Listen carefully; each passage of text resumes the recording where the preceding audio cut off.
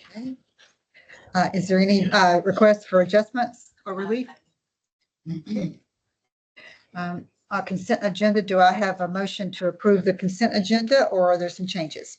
There's one minor correction that Shelley is already aware of. On page 3, Director Kuchi made the motion to direct the MUD 6 WWA trustee, and she's got that squared away.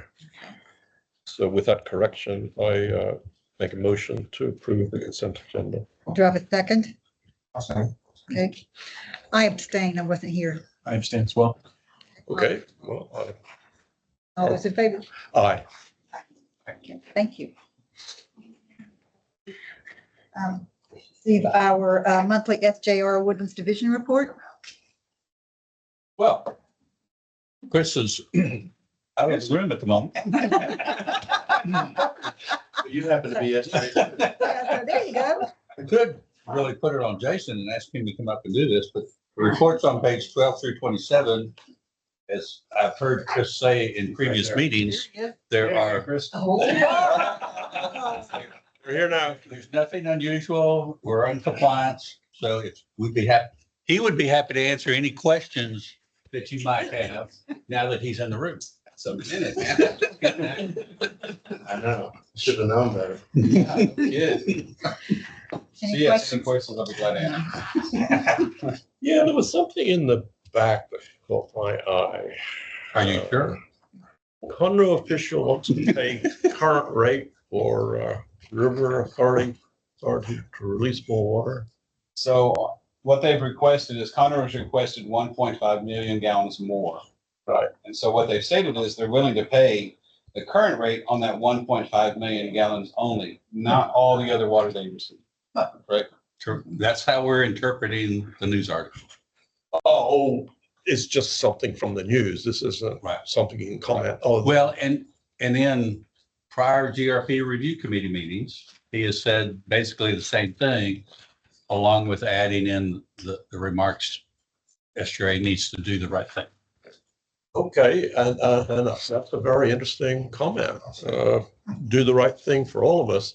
Now, if my memory serves, it was a few months ago, each MUD here in the Woodlands received some kind of reimbursement from some utilities that were not paying fees to y'all. That was last year. A year ago. Okay, but we received it this year, correct? Right. From y'all. And, Well, you received it last year. Earlier this year, you got an excess funds refund. oh, okay, okay. Yeah, Okay, that's internal. okay. So yeah, I would echo, I think Conroe does need to do the right thing for all of us and pay their arrears. That way, will we get some kind of reimbursement Or a reduction. or a reduction? Right. Okay, because I remember Ron Kelling, when he was here, was always talking about part of what we pay goes to legal and stuff, right? Yeah, legal for the lawsuits is about $2 million a year or 10 cents on the rate. And we're paying it. Correct. Okay. Yeah, thanks. I have a question. Do we know what the need is for the extra 1.5 million gallons a day that they're requesting? They don't have Growth any in water. development. Conroe's growing Pure development. quite Yeah. a bit. They've also cut all their construction. at the next- Right, with the moratorium and everything, they've had to because their water pressure was dropping for the existing base itself, so they couldn't sustain what they have now, plus the addition. Okay. All right, to review the draft of the FY 2026 SJR Woodlands Division budget. Everyone, hi. My name is Haley Lawon. I'm with the accounting department at SGRA. I have the budget for y'all today. As you know, I gave it to the trustees, and so I'm happy to give it again for y'all or just answer any questions that you might have. Just, you know, what you prefer, but just some quick highlights on the budget. The water rate and the wastewater rate are not changing. They're remaining the same. Water at 273 and wastewater at 575.65. And then the GRP rate, the surface water conversion rate that's on y'all's bill is proposed to decrease 4 cents to $2.93. That will go to the review committee on Monday to make it more official. And then we will ask for y'all's vote in July to direct your trustee for the August trustee meeting to vote on our budget. you have any questions, or if you'd like me to go through it, I'm happy to. I don't think we need to go through that budget. Do you have any questions? Watched it. Will there be any changes to projects in the upcoming year, modifications, or is the numbers in here as planned So projects? this is the O&M budget, so nothing is planned to Oh, change within this. okay, The okay. R&R budget or project plan and budget will, most of the next item covers that. Okay, all right. So am I to be directed in some way for next month's, The July meeting. The July meeting? For the. okay, for the August? Yeah, hang on. I'm looking at all these dates, just trying to get it straight in my head. All right, it's on page 30. Okay, thank you. In the trustee meeting, you addressed the change in the employment insurance. Any background on the property insurance premiums going up pretty significantly, seems? Yeah, so I did ask the Police Department about that, because I thought the same thing. Are we changing it because we're changing our deductible limits? What's going on? So our insurance fund is like a risk pool, so it's other entities that come together to get our insurance fund. And I was told that they are changing our premium this year, but we are not changing our coverage of any kind. So it's just our premiums are going up. And if you look at our current year budget for insurance, we are over budget for insurance. So it is going up 15% is what they are expecting. We don't get the final until July. So this is not official. It's just what they're anticipating based on conversations they've had with the fund. That it'll go up 15%. Like I said, it's going up 20% is what it's showing there. It's because we're over budget this year already. How often do we shop rates? Don't know how much we do shop rates because we are in that risk pool with other entities. We don't. We're heavily involved in that risk pool. Okay. Thank you. Any more questions? Thank you very much. Thank you. Well, we're ready to receive our attorney's report. No, we're not. We're not actually ready. Oh, I beg your pardon. I jumped the gun. I think the charge report. There you go. We'll discuss the water line condition assessment study that was presented at Almud's meeting first. Yeah, this was on all the agendas, just to give you an opportunity to share your highlights or anything else you wanted to chat about. It was a much more cordial meeting this time than it was last time. Others have said the same thing. Quite impressed too. Yeah, it was impressive. Very thorough. It was very Great well done. information. Yeah. It was somewhat akin to trying to drink from a fire hose. It was extraordinary, the amount of material that was presented. So, but I have a couple of things to discuss, if that's okay with you all. So, figure 3.4, it's a very interesting figure. Where are you I'm referring to? referring to the report, Report or the, The one that was the handed out at the meeting? page, PowerPoint? or no, the report. The 500-page report? Yeah, I don't have that. that's all right. Figure 3.4, it looks kind of like that. It's got just a couple of breaks, then we go into a boatload of breaks.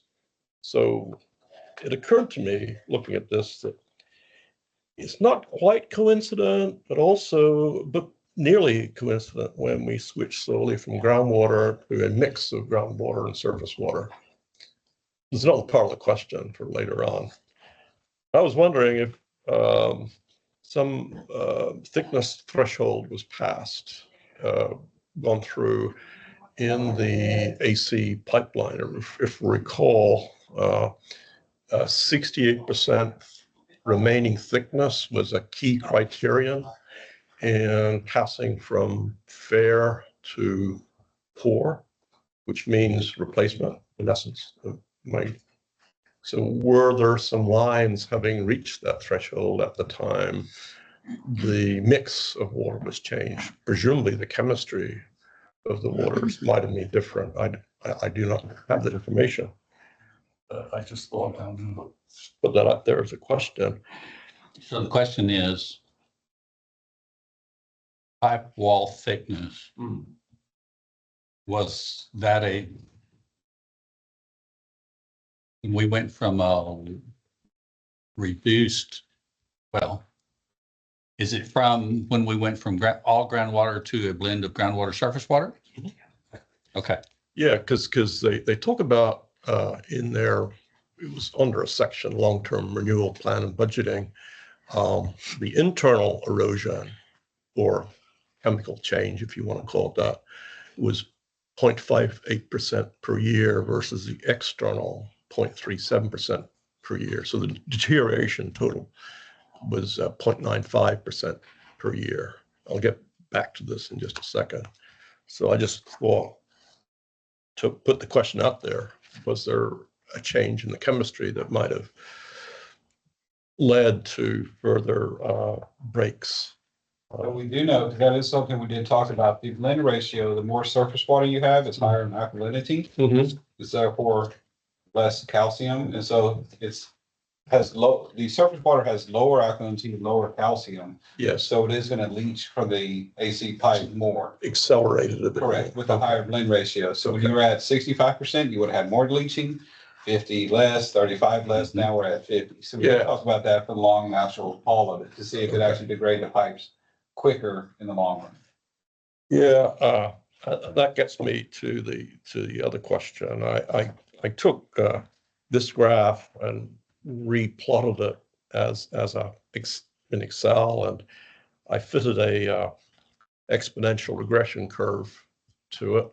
Of course, I had to change the zeros to a very small positive number to make the exponential regression work. It was 0.001, I can't remember. But I got a pretty good, compared to what we saw in a pretty good R squared number of 0.64. So I thought, well, maybe that is telling us that threshold might have been met at some point around the time or preceding the time of introduction of surface water. It was sort of a tie-in, but that to me is worth. It wasn't discussed in the presentation, or it wasn't in the report. So that So was, surface water came in, just to make sure everybody's on the same page. Surface water, I think the first day was like September 9th or September 18th, 2015. right. And so you do see the uptick Yeah. prior to, and then it just, of course, continues in certain areas. So you may have reached it just before, and then it kind of continued accelerating. Okay. So that was basically in relation to that. So the presentation, slide 53. They're talking about long-term budgeting. The average design thickness remaining. Should that first number in the first line, shouldn't that be 95 instead of 81? Because that's those lines that are in very good condition, and they meet that criterion that if it is 95% still in place. The second one was good condition, that's 81%, and then the third one 75% fair, all going down to 68%. So to make sure we're on the same page, just 81% on the top line, that Yeah. 81% should be 95% Yeah. to 68% or so. Correct. Okay, that does look like a typo because the first two are the same. 68% is probably wrong too. Yeah. Well, 90. they talked about the 68% as being a critical threshold that would push the condition assessment into poor, if I recall, which means replacement. Yeah. Or entering the pipe segments into some kind of replacement schedule. The bottom number, I do believe, would still be 68% because that'll get you the 28 to 30 years. But we'll chat with him tomorrow. Any updates, then we're going to update this and then Yeah. we'll get it back to you. There were a couple of the minor things in there, with little errors with an exclamation. Well, Yeah. anyway, yeah, no big deal. So if we go into a recommended process of reassessing pipe condition, opportunistically or whatever, if some pipe segments move from fair to poor, would that necessarily result in deferment of the 7 recommended projects? Should the reassessment indicate imminent pipe failure? So part of it, I mean, To me, part of it, it's a plan, right? So you can move pieces as you see fit. So if you think something's bad, but then something actually appears more bad, worse, I guess the same property, more bad. You can move them around. But then part of me is, at the end of the day, it's y'all's decision. It's a level of service. To me, I'd say keep the original 7, then just add this one in if something occurs to make it Right. worse. And you- Right, so But it's that- y'all's decision. that's like built-in flexibility is something we should have at forefront. Okay. So that kind of gets back to the question. If you focus on tier 1 and tier 2, and that takes 6 or 7 years to accomplish. And the recommendation in the report is to evaluate every 5 to 10 years. So would you go ahead and reevaluate the tier 3 projects, the original tier 3 projects, to see if they move to tier 1 or if something else comes in ahead of that? It's like if you did get another break, for example, or set of breaks in the existing tier 3 projects, would that move them up so that's all I'm getting at. I mean, I don't want to feel that this is something that's set in stone and it's going to be 1, then 2, then 3 in terms of the sequence. It could change. I think that is a conversation, Eric. I don't know if you want to start talking about what the trustees are going to look at next month, maybe. Yeah, I mean, Ed sent me a request, that, to all the boards to, identify what y'all want to do and give direction to the SDRA by November 1. Reason for that is so that the 10-year project plan, the next 10-year project plan can be developed. With that would really identify where these projects, are forecasted. With that, we would be able to start looking at how we're going to fund this, when and where the funding is going to come from. Right. So, I think all of the boards have requested that, that the trustees look at this at the next meeting, as well as putting an agenda item on the MUD agendas to discuss and or act on water line rehabilitation. And so I think that would be the right thing to do. And then as far as, some folks have asked, well, how do I know which the presentation proposed a tiered structure. So logistically, the 10-year project plan would likely follow some, as far as time-wise, because we're talking about the next decade. So where those 7 projects go, or 8 or whatever, I think will be, SDRA can look at that, take the tiered structure recommendations into account and put them in the 10-year project plan accordingly. So I don't know that you need to answer that question. Right. Other than depending on what they come up with, some MUDs may have some conversation around their timing as it relates to funding. Just depending on how the funding goes. Because, as we presented last year in March, there were multiple different ways that a MUD could fund these larger types of projects. Right. And we looked at kind of the difference between, whether it was bonds or water bill or rollback, those types of things. So, all of that, I think we're going to have to bring back out now that we know numbers. It's a good thing that the overall number went down as far as the water line rehab is concerned, but it still will have an impact. So I think, you're going to want to know what that impact is to your customers. So, But that expense is deferred to a future situation, right? Because if we follow the recommended budgeting process, there is a cycle of replacement for starting 7 years from now. it would likely stair step, Yeah, and have a yeah. little bit to get, to get the first step, and then, And then they give an example. and we hadn't talked about the trim plan. That's still sitting there too. Yeah. And whatever gets decided on that will need to go into that same equation. Right. Because, if it's a smaller number, you might be more inclined to have it be a pass-through water bill. Or water bill. But if it becomes, a little bit bigger number, you might do something different, like rollback or something. Oh, okay. So, All right. but I think the first step is for the boards to get behind and to recommend to your trustee to support moving forward. And then, now there's one particular project at Town Center that is pretty much already designed, with the exception of having some redesign needed. So that one is almost ready to go. So, and that happened to be their top project. So it would make sense that that's probably more immediate. And then, give direction to SRA to time out the rest of them on the 10-year project plan.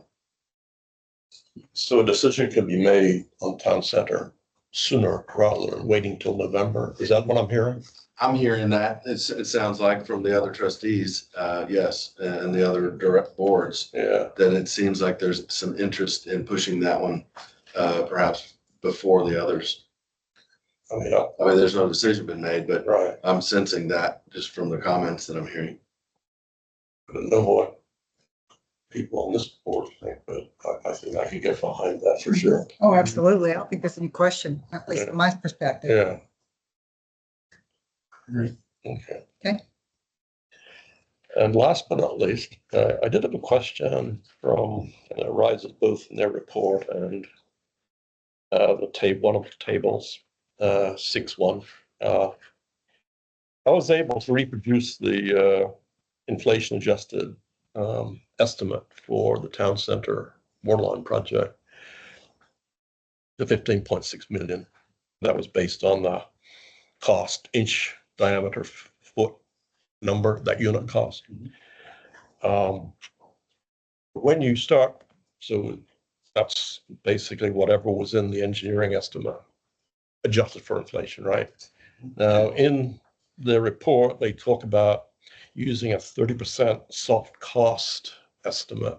The hard costs, construction costs, if you want to call it that, are based, for the other projects, are based on the Town Center engineering estimate, right?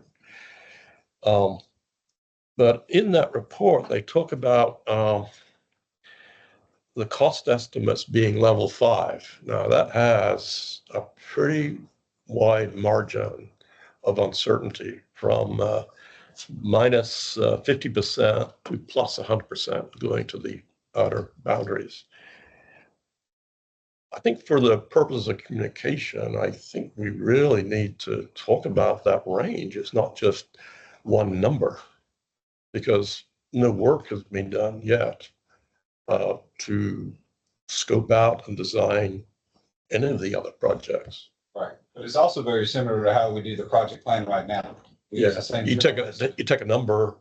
Right, Yeah. and then just extrapolate it over the rest of it. But like Eric's been saying as well, the numbers you see here are 2025 numbers. There's no inflation or anything else tied to them get further out. So the numbers can be bigger than what they recommended at the end of the day. Yeah, what I'm getting at is the amount of uncertainty in trying to collapse down into a manageable range, what the cost estimate would eventually be. And that would be how you progress through your tranche of projects, right? Great. Until we get some actual bids, it's going to be hard to tie that down, Okay. especially working in the developed right of ways within woodlands. Yeah. That's going to be a little bit different than just going out across country. And that level 5 estimate is very similar to what we're using on the water reclamation facility, because those prices have been so volatile.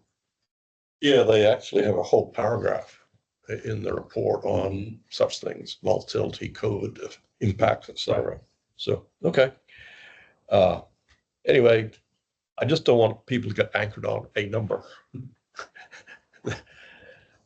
So uncertainty is a good thing. You need to bookend how high it could go and not get a surprise.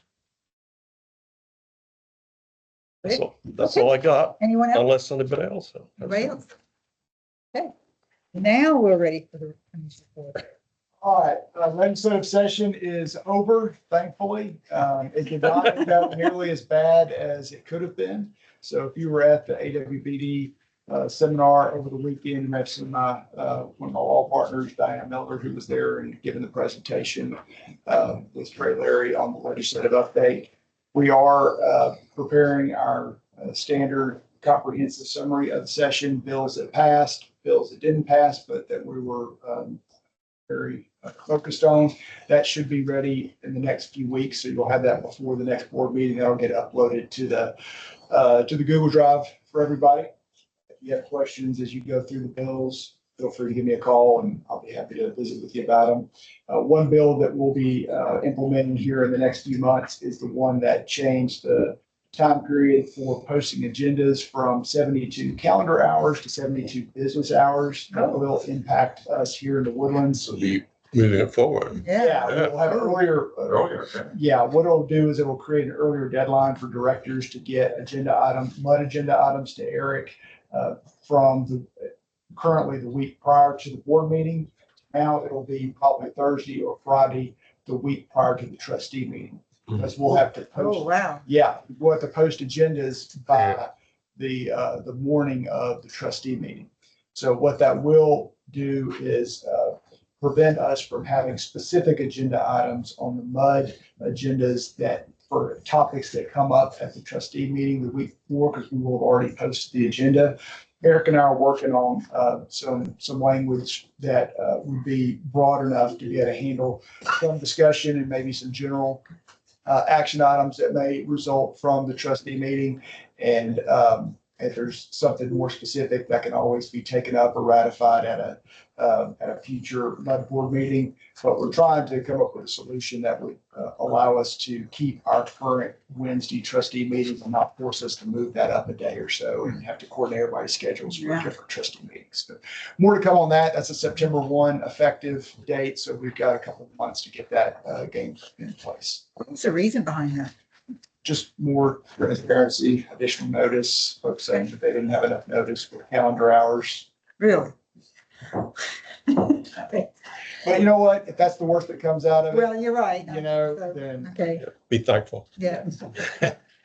I can still question it. I mean, that was a hint you were telling us. Just be thankful. And, yeah. I get it. What happened with House Bill 919? which one is That was the use of public funds for communication on ballot.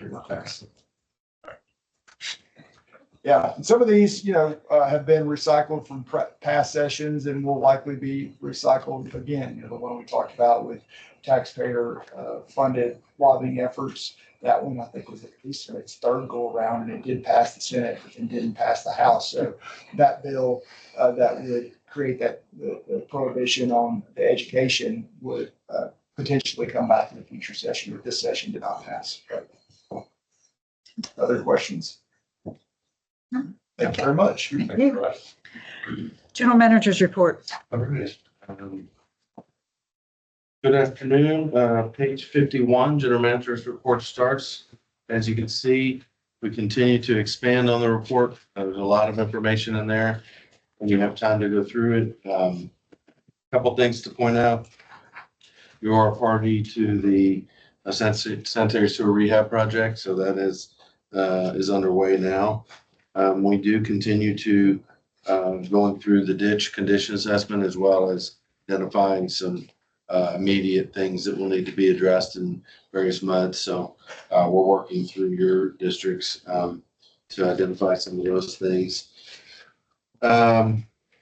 We did have AWBD this last weekend. Kim and I went, and I think we had the largest attendance for AWBD for directors that since I've been here. So it was a good showing, and we had a pretty good conference. For the most part, avoided the protesters that were in town. So that was good. Did want to point out that your CCR report is here. This is your drinking water report that's required to go out to your customers July 1. And so this will be sent out via a separate mailing here in the next week or so before July 1. Will it be hard mail or will it be emailed? Well, it'll go out in multiple fashions, but hard mail as primary, and then for those that we have email addresses, same thing. And you will see in the back of the report a letter that we sent out to the customers, just thanking them for their patience as we work through the billing software. Some folks have been impacted. It's usually the online payers for the most part, having banks accept and talk to each other from different banks to our bank, et cetera, and a couple other things. So we're working through those. and we've not penalized anybody or turned anybody off because of it. We're working through those. We think we got most of them fixed. As they come up, we just kind of knock them down and get it worked on. So feel like we're hopefully past the worst now, and it didn't affect a whole lot of people. So that's I good. would compliment you on the fact that, because my staff had some issues because of property management, properties we manage, and they had quick resolution. So I compliment you guys on that. Thank you. Yes, thank you. Yeah, we tried to act fast when we found out that sometimes we didn't know that there was an issue. The resident would call saying, I don't understand this. And that would bring it to our attention. Didn't know how big it was or how to fix it at that exact moment. But that would, assist us in at least identifying the issue. And then we worked hard behind the scenes to try to, get it corrected as quickly as we could. With that, I think it is. Sorry, on page 59, Okay. Amoresco submitted a year 3 measurement and verification revenue and savings report on June the 5th. At some point in the future, will we get some kind of summary, just the high Yes, points? we just need to get through it. Yeah. I think my understanding it was it was part of their proposal for the AMI meters. So they would come in and kind of do an audit Right. and see how it's going. And so that's what this is. Okay. All right, afternoon. Page 65 begins your communications report. By the way, those CCRs the new ones are online now. And as Eric said, we'll push those out a variety of ways in this next week. We're focusing on water conservation right now. We just started at the third quarter of our strategic plan. It's summer, folks are watering. So we're helping them understand the best ways to water wise, so they keep their lawns healthy and keep their bills low. So we'll see heightened focus on conservation throughout our materials the next few months. Number of things on the infrastructure renewal communications campaign, continuing to add to the website there. We have a digital toolkit to help folks and organizations push our messages out. So that's now on there. We have a dedicated community working group page, provide more information on that portion of the campaign. And soon we should have a GIS-based interactive maps. Folks can search out projects in their local area and pull up more information on those projects that way, traffic impacts and so forth, timelines. That should come soon. They had a drone flying around yesterday, shooting some B-roll for a video. So that should be out within the next month or so. That'll feature a number of individuals, community members, Eric, talking about infrastructure renewal and how critical that is. There might be some more videos after that, but that'll be a fun, engaging piece. The website visitation seems to be responding to these efforts, continuing to see that ramp up month to month with that with the renewal site. And then finally, I wanted to note that the community working group will be meeting on July 1st. That will be their 5th meeting, and they're going to hear from Carollo at that meeting. The bottom is 65. I brought forward some stats here to help give a sense of where we're at this year with website visitation. Website visitation is a nice gauge for how we're doing overall with our communications, because we do link back to the website so much and everything else we post. And so that's one of many metrics we look at for determining overall communication performance. We're doing good. We're holding steady with last year. When we instituted the strategic plan at the beginning of 2023, we're averaging about 22,000 page views a month. We've essentially doubled that since that time. So that's encouraging.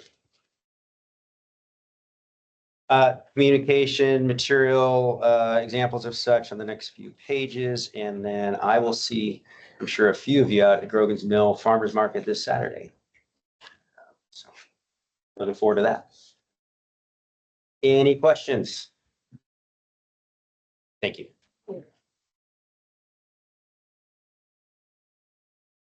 Trustees report? Okay, go to page 69 and 70 as a summary of the trustees meeting. If you have any questions, I'll try to answer.